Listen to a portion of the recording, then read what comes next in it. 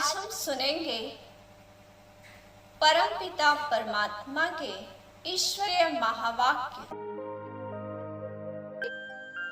आज परमात्मा पिता ने बहुत सुंदर शिक्षाएं दी। कहा मीठे बच्चे, यह वंडरफुल पाठशाला है जिसमें तुम पढ़ने वाली आत्मा भी देखने में नहीं आती, तो पढ़ाने वाला स्वयं परमात्मा पिता हम आत्माओं को पढ़ाते वो भी दिखाई नहीं देते, क्योंकि आत्मा निराकार तो परमात्मा भी, परमात्मा निराकार है। यह नई बात है जो किसी मनुष्य की समझ में आ ही नहीं सकती। अच्छा, प्रश्न में कहते हैं इस पाठशाला में मुख्य शिक्षा कौन सी मिलती है जो और कोई पाठशाला में नहीं दी जाती? तो परमात्मा पिता बच्चों को विशेष स्वयं के जीवन में जो धारणाएं, जो कर्म इंद्रियां हैं जिनसे हम कर्म करते अच्छे और बुरे, उन कर्म इंद्रियों का इफेक्ट हमारे पुरुषार्थ पर पड़ता है। उसके लिए कहते हैं बच्चों, अपने कर्म इंद्रियों को वश में रखो। कभी भी किसी व्यक्ति पर बुरी दृष्टि ना हो। तुम आत्मा रूप में भाई भाई और प्रजापिता ब्रह्मा, सृष्टि पिता के भी बच्चे हो, इसलिए तुम भाई बहन, तो तुम्हें कभी भी बुरे ख्यालात नहीं आने चाहिए। अब सोचो, संसार में बहुत बड़ी बड़ी यूनिवर्सिटियां हैं। डॉक्टर बनना है तो मेडिकल कॉलेज में जाएंगे, बात देह के बारे में समझाएंगे।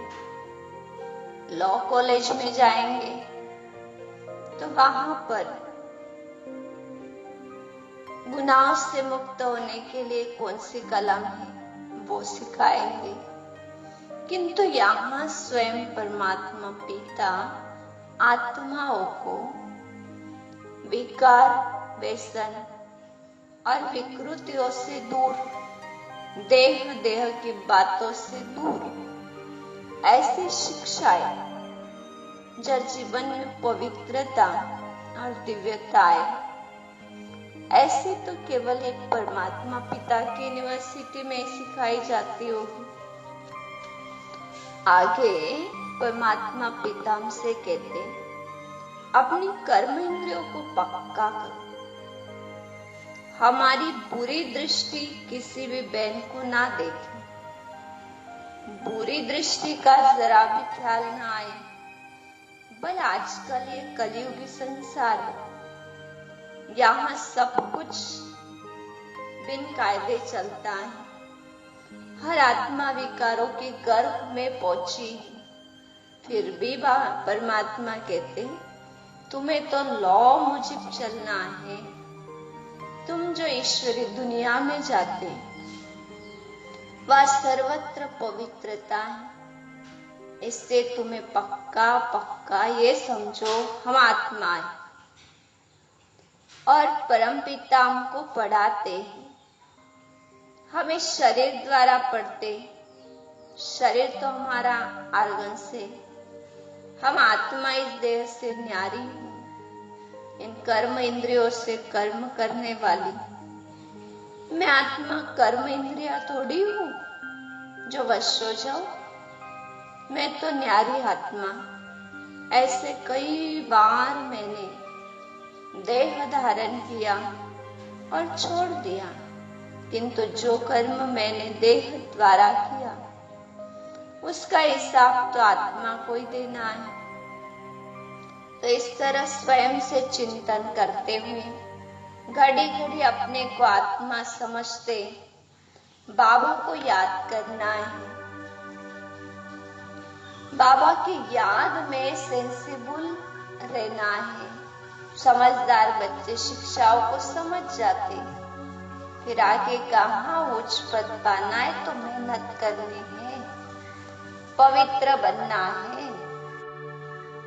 हम एक पिता की संतान होने के नाते भाई बहन हैं, इसलिए हमारी चलन भी पवित्रता की हो।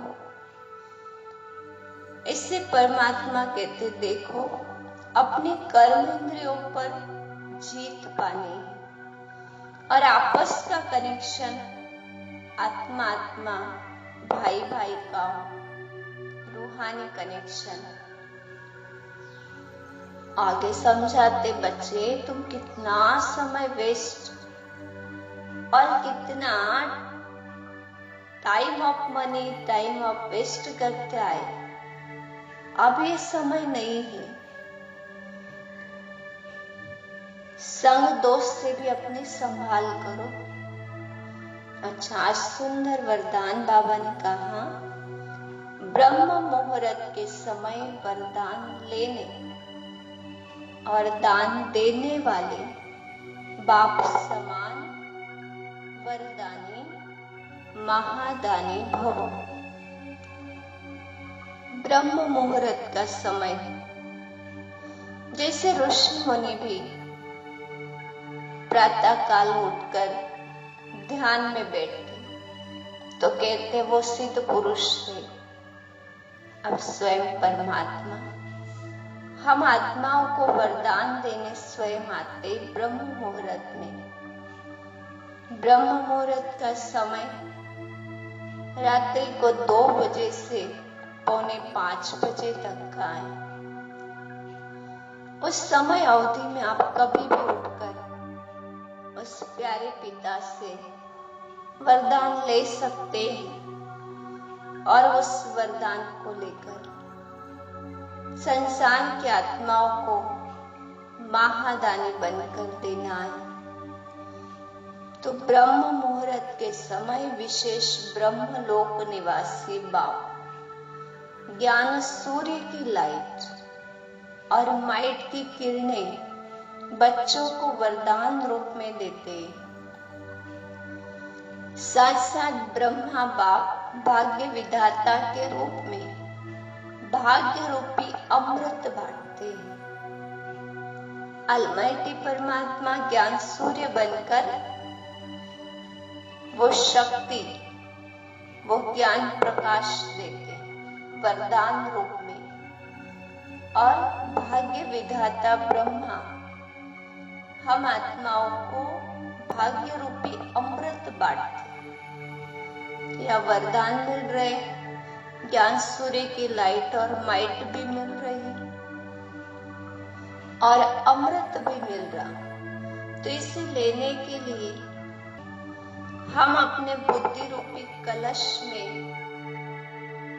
इतना स्वच्छ बनाए जिससे ये अमृत को वो धारण कर सके, किसी भी प्रकार का विघ्न या रुकावट ना हो। सारे दिन के लिए श्रेष्ठ स्थिति व कर्म का मुहूर्त फिर निकल सकता है, क्योंकि कलश में अमृत ही है तो वही निकलेगा। क्योंकि अमृत वेले का वातावरण वृत्ति को बदलने वाला होता है। तो प्रातःकालीन जो भी श्रेष्ठ संकल्प हम करते, वो संकल्प हमारे साकार इसलिए होते कि उस समय वातावरण का भी प्रभाव शुद्ध रूप में होता और वरदाता से वरदान देने आते, भाग्य विधाता अमृत बांटते।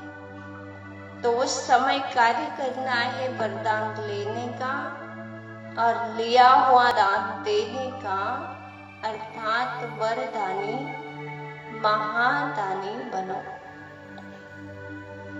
लास्ट में कहा, क्रोधी आत्मा जो होती वो क्रोधी व्यक्ति क्रोध करना चाहता है, और ज्ञानी जन स्नेह से काम लेते तो उनका क्रोध भी शांत हो जाता है।